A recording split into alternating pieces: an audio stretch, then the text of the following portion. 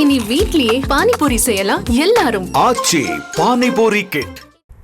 கிருஷ்ணகிரி மாவட்டம் தம்மாண்டரப்பள்ளி கிராமத்தில் உள்ள மல்டிலிங்க் என்ற இருசக்கர வாகன உதிரிபாகங்கள் தயாரிக்கும் தொழிற்சாலை ஊழியர்களுக்கு ஊதிய உயர்வு, தரமான உணவு கேட்டு தர்ணாவில் ஈடுபட்டுள்ளனர்.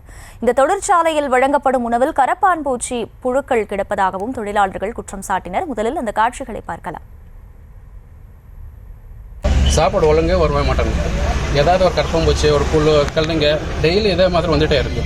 எல்லா இடத்துலையும் போய் கலெக்டர் ஆஃபீஸ்கிட்ட கம்ப்ளைண்ட் கொடுத்தோம், டிஎஸ்பி ஆஃபீஸில் கம்ப்ளைண்ட் கொடுத்தோம், இங்கே எஸ்பி ஆஃபீஸில் அங்கேயே கம்ப்ளைண்ட் கொடுத்தோம், லோக்கல் எல்லா போலீஸ்கிட்டே கம்ப்ளைண்ட் கொடுத்தோம். ஒரு ஆக்ஷன் இல்லை. எல்லாம் அவங்க பக்கம் தான் சப்போர்ட். ஒரு பக்கம் ஒரு பாயிண்ட் கூட எங்கள் பக்கம் பேச மாட்டேன்றாங்க.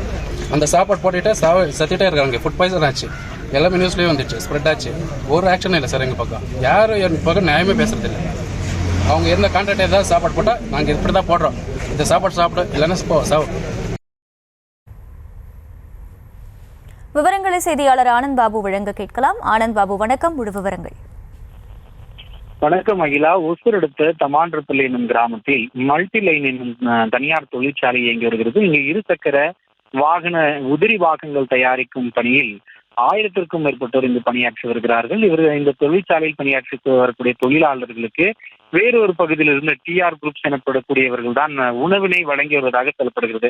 3 நேரமும் அவர்கள் மூலமாக உணவு வழங்கப்படும் நிலையில் தொழிலாளர்களின் ஊதியத்திலிருந்து அதற்கான கட்டணமாக வசூலிக்கப்பட்டு வருகிறது. இந்த நிலையில் கடந்த பல மாதங்களாக அவர்கள் சமைத்து தரக்கூடிய உணவு தரமற்ற முறையில் இல்லை எனவும், கரப்பாம்பூச்சி, வண்டு போன்றவை இதில் இருப்பதால் உடலுக்கு ஆபத்தை ஏற்படுத்தும் விதமாக இந்த உணவு இருப்பதாக பலமுறை தொழிற்சாலை நிர்வாகத்திடம் தொழிலாளர்கள் தெரிவித்தும் தொடர்ந்து அவர்களே உணவு வழங்கி வந்ததால் இவர்கள் ஆத்திரமடைந்தவர்கள் இன்று 200க்கும் மேற்பட்ட தொழிலாளர்கள் மல்டிலைன் தொழிற்சாலை முன்பாக அமர்ந்து தர்ணா போராட்டத்தில் ஈடுபட்டார்கள்.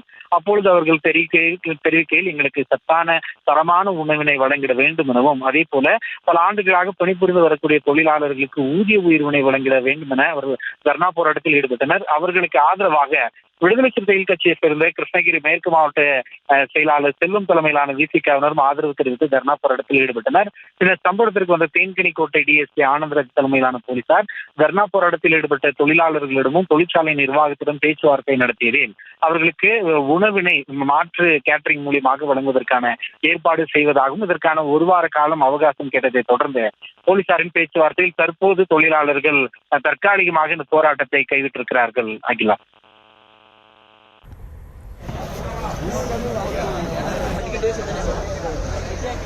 விவரங்களுக்கு நன்றி ஆனந்த் பாபு. இனி வீட்லயே பானிபூரி செய்யலாம் எல்லாரும். ஆச்சி பானிபூரி கிட்.